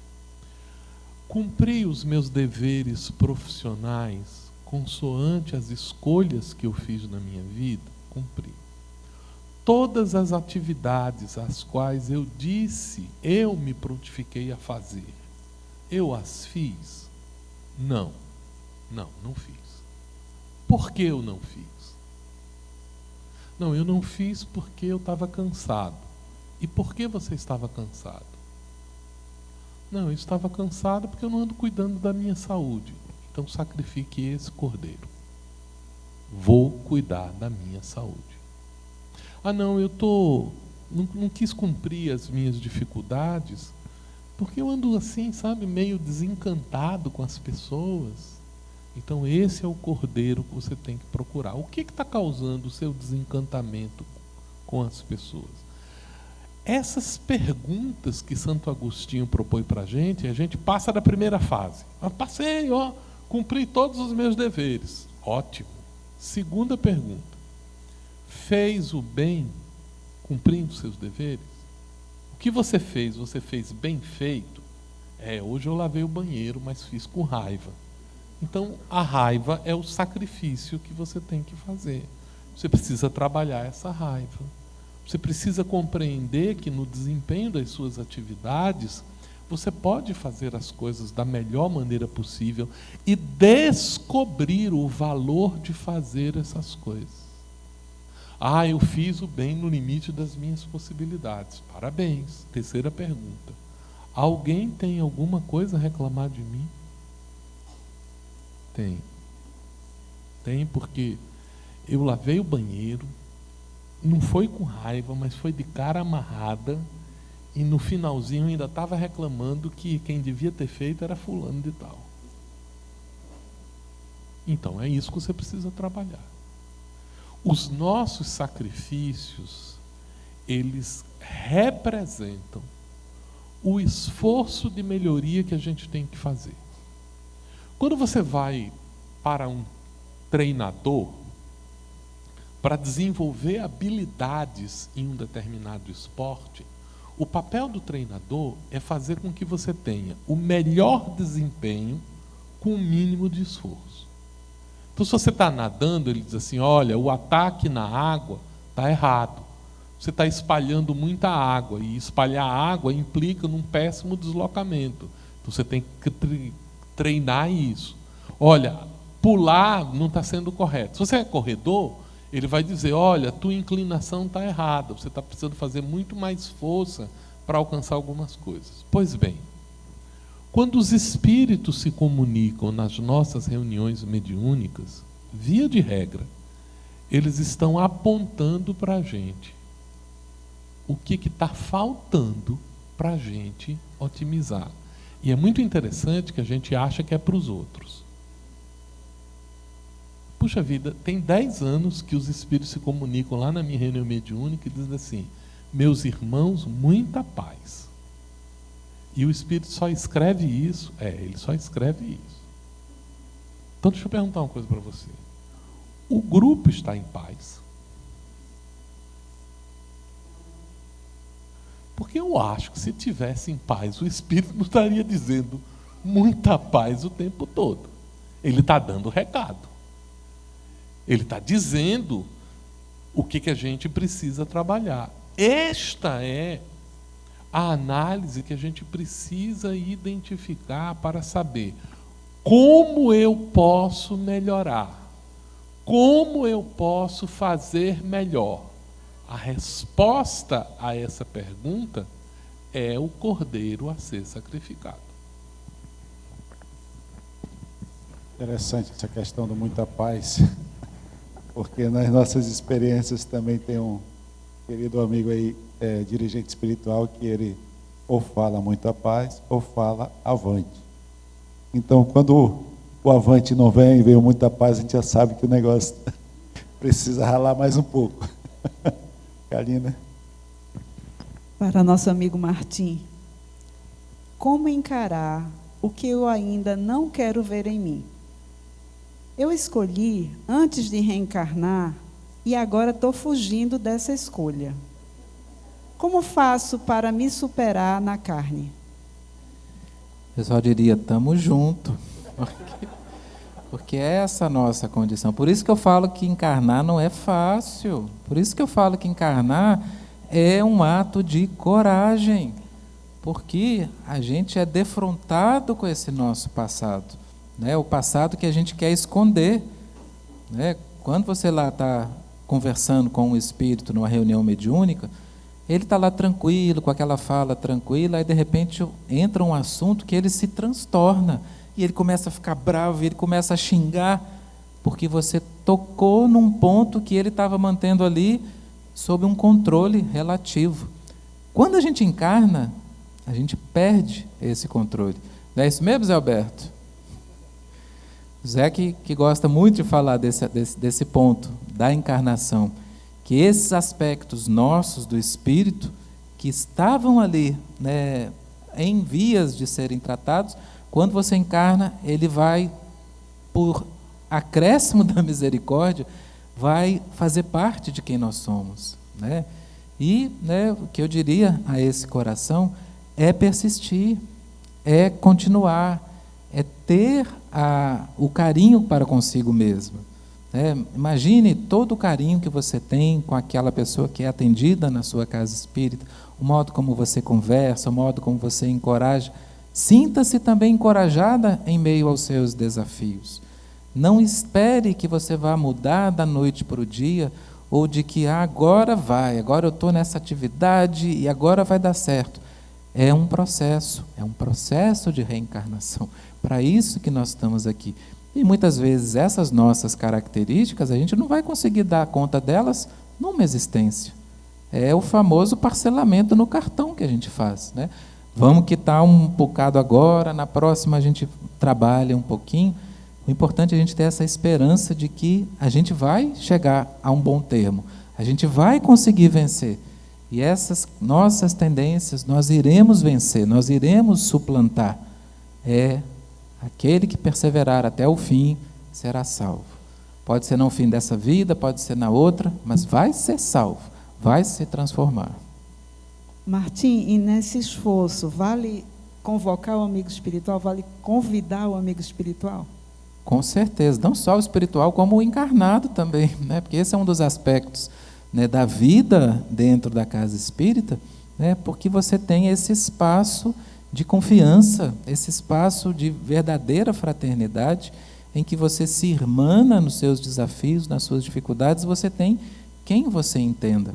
Mas esse aspecto do amigo espiritual é algo que a gente despreza muitas vezes, né? A gente não se vale dessa conexão tão intensa e tão amorosa que esse coração tem por nós.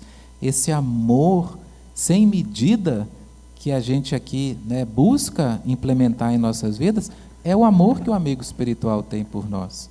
Porque haja o camarada paciente é esse. O camarada que não desiste é esse. Porque nós aqui estamos nessas oscilações. Faz que vai, não vai, faz que vai, não vai. E ele está ali, esperando as suas boas disposições. Então, conversar com ele, endereçar a ele pedidos, deveria ser uma coisa mais habitual da nossa parte. Não para a gente se escorar nele e esperar que ele resolva tudo sem a gente fazer. Não, mas é para a gente encontrar esse alento, essa força que muitas vezes nos falta. Obrigado, Martim. Nós temos uma pergunta combo que é para ambos. Karina, você pode fazer, por favor? A pergunta combo, vamos lá. André e Martim, né? Poderiam fazer um paralelo da frase de Dias da Cruz, do Espírito Dias da Cruz, pelo médium André Moreira? Quando Deus olha para a criatura, não vê uma obra imperfeita, mas uma obra perfeita em execução, e sabe que obra sua não falha. Com o conceito revolucionário que Jesus traz de Deus como Pai.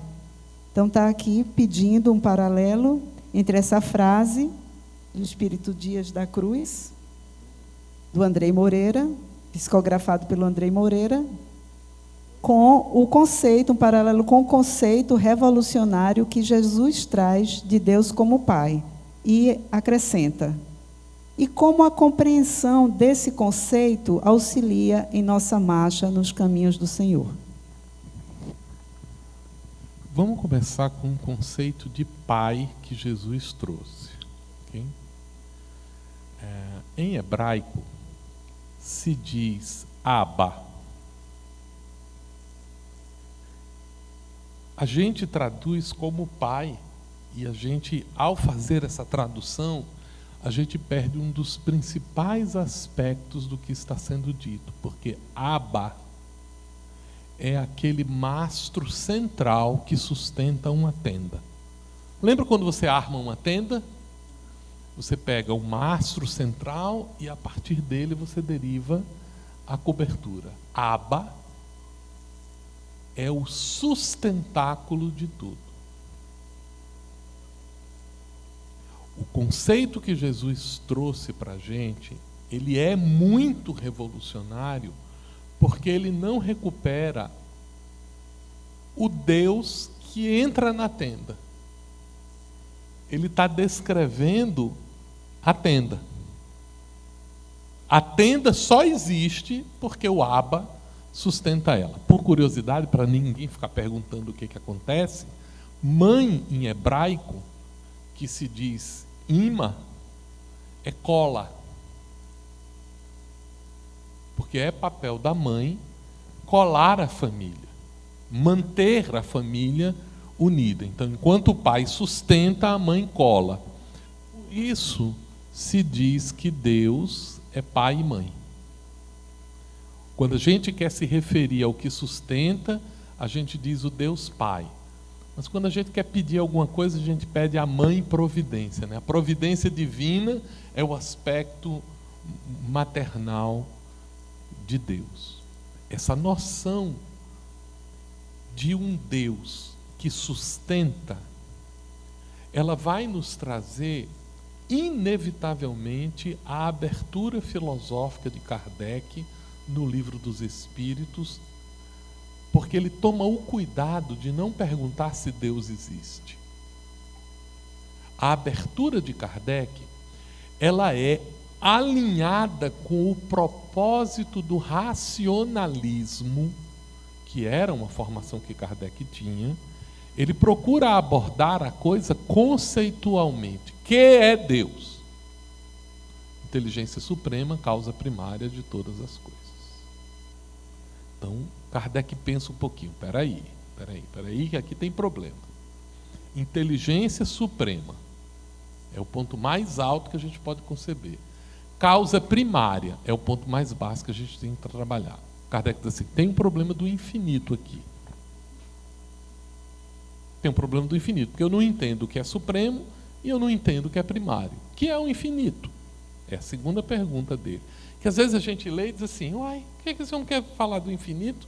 Ele está enfrentando o problema do entendimento das questões de Deus. Ótimo. Aí, os Espíritos dizem assim, para vós, o que não tem começo, o que não tem fim, o desconhecido. Detalhe importante, a resposta dos Espíritos é anterior ao tratado sobre teoria dos conjuntos de Cantor, que é quem discute o problema do infinito na matemática depois. Kardec vai e pergunta assim, podemos dizer então que Deus é o infinito? Os Espíritos dizem assim, definição incompleta, porque não se pode definir uma coisa que não se conhece usando outra que não se conhece. Kardec abandona uma abordagem racional para essa questão e ele vai optar por uma abordagem empírica. Ele sai do racionalismo e ele vai abordar a coisa do ponto de vista empírico. Onde podemos encontrar a prova da existência de Deus? Os espíritos, então, brincam com Kardec, eu chamo de duelo de titãs. Porque eles dizem assim, num axioma que aplicais às vossas ciências.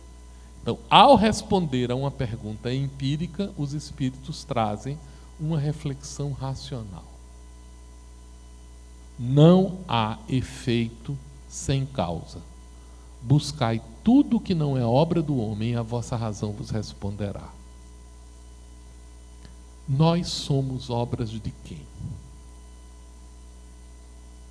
O orgulho da modernidade, que pretendeu expulsar Deus do universo para nos oferecer um mapa mecânico aonde a grandeza humana é capaz de explicar todas as coisas, criou para nós um ministério infeliz que é o de achar que a nossa vida é responsabilidade exclusivamente nossa. E nós terminamos expulsando Deus da nossa existência. Porque se Deus não está conosco, a vida é minha e eu faço dela o que eu quiser. Queira ir morar em Marte. Queira viver debaixo da água. Queira.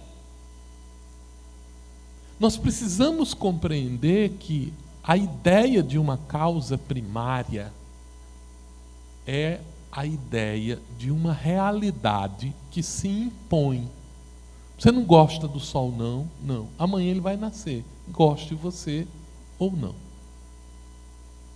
Você não gosta do oxigênio? Não, eu não gosto de oxigênio. Pois o oxigênio vai continuar sendo o elemento mais abundante na Terra, goste você ou não. E todos esses episódios funcionam como equipamentos que a providência divina usa para o seu aperfeiçoamento. É uma inteligência suprema de tal ordem que quando você escolhe fazer o mal, este mal que você faz é utilizado para o aperfeiçoamento de outros. A noção de que nós estamos dentro de uma escola chamada vida. Ah, mas eu não fiz uma boa escolha. Não, ok. Olhe direitinho. E veja se essa escolha foi só sua. Analise a história da sua vida e perceba se você não veio aqui para esta oportunidade. E aí vem a questão central: como é que você está aproveitando isso? Quis a bondade divina que o processo do progresso fosse resultado de uma parceria entre a alma e Deus. Temos um falso conceito quando achamos que nós somos os responsáveis. Nós fazemos parte. Descobrir dentro dos nossos movimentos de convivência almas eleitas que compartilham conosco ideais é uma bênção. Quando você chega numa casa espírita e encontra alguém que lhe compreende, que lhe entende e que é capaz de ver o mundo como você vê, isto é um posto de respirar para que você possa mergulhar de novo no dia a dia da existência. Por isso, meus amigos, nós precisamos transformar o centro espírita naquele lugar de alimentação da alma. E sabe quem é que a gente mais precisa cuidar do centro espírita? Do trabalhador.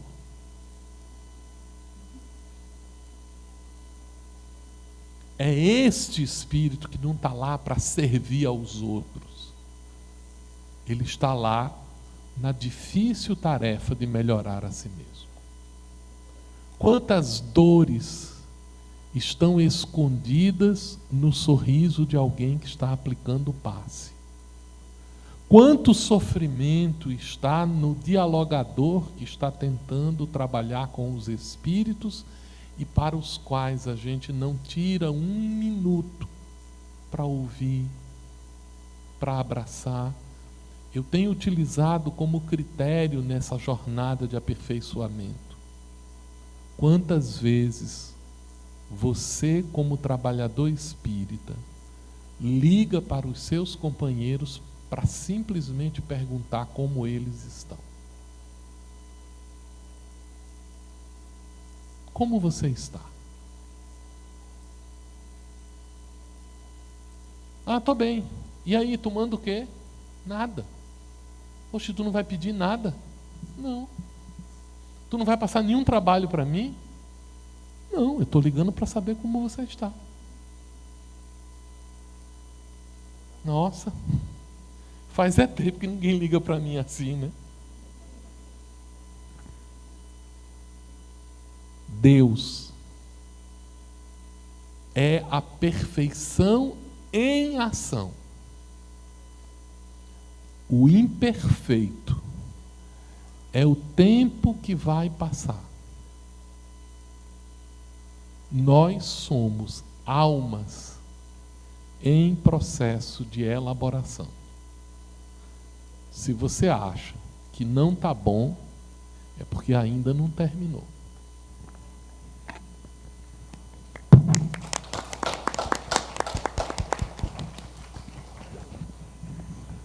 Posso sim. Toda ela? A fala do Dias da Cruz.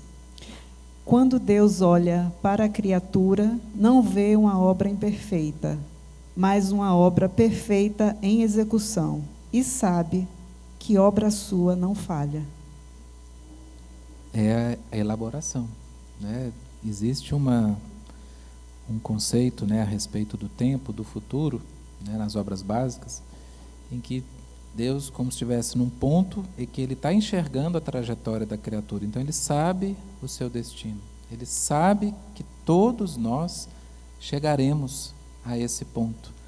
Mas Deus, na sua bondade tão imensa, Ele nos concede a possibilidade de contribuirmos com essa marcha, que é o nosso livre-arbítrio, com as escolhas que a gente faz. Nós vamos alcançar essa perfeição, a depender do acerto das nossas escolhas que a gente vai fazendo. Sobre esse tema, há um pouco tempo atrás, a gente estava numa reunião mediúnica, né, e um dos comunicantes, né, de forma assim muito crítica, né, dirigida aos participantes, ele falou, né, vocês são iguais aos apóstolos, um traiu, outro fugiu, outro fez isso, aquilo e tal. E no final da reunião veio um benfeitor, né, para trazer mais reflexões sobre isso. E ele falou exatamente, tá bom, esse foi o cenário daquele momento. Judas traiu, Pedro negou, mas e agora? Onde estão esses espíritos? Eles ficaram nesse momento do equívoco ou eles se transformaram? E aí a reflexão que ele nos propôs é, em que você se detém quando você olha o outro? Na imperfeição dele? Ou na potencialidade que ele apresenta? E isso transforma as nossas relações. Porque, em geral, a gente foca no erro do companheiro, na característica que a gente não gosta, né, naquele trejeito que ele apresenta e que ninguém gosta. Mas a gente deixa de entender, de compreender, de aceitar tudo que ele representa ali, esse Filho de Deus que está a caminho da perfeição. Então, é exatamente essa visão que Deus tem de nós. Ele conhece as nossas imperfeições, mas Ele está olhando para outra coisa, como nós deveríamos fazer uns com os outros e conosco mesmos.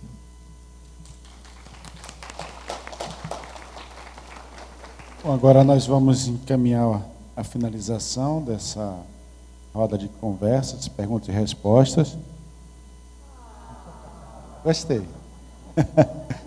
E começando com uma pergunta bem espirituosa para o Martim. Você poderia fazer essa palestra no formato litero-musical, convidando um violeiro? Acho que não gostaram da possibilidade de você cantar. Convidando um violeiro e um cantor, né? Aí rola, com certeza. Ó, o Roger está bem aqui da minha frente, ó. Aceito. Pronto, aceito. E a próxima, Martim.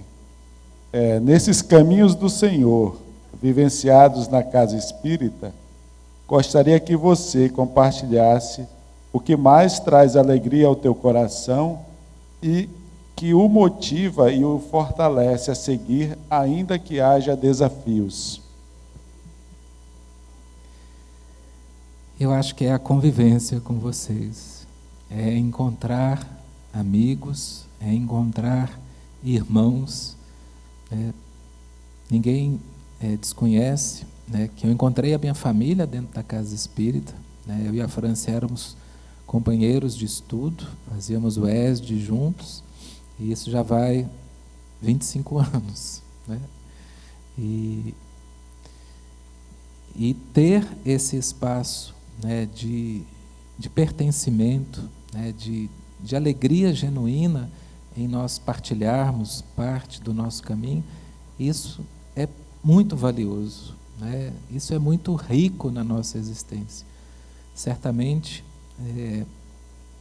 as relações que nós estabelecemos, né, em outras dimensões da nossa existência são relações cordiais, são relações profundas de interesses em comum, mas na casa espírita, pessoalmente, né, você encontra essa identidade mesmo, né, essa fraternidade pura, autêntica, genuína. Eu acho que isso é o que mais me toca e mais me comove dentro da casa espírita. Obrigado a todos.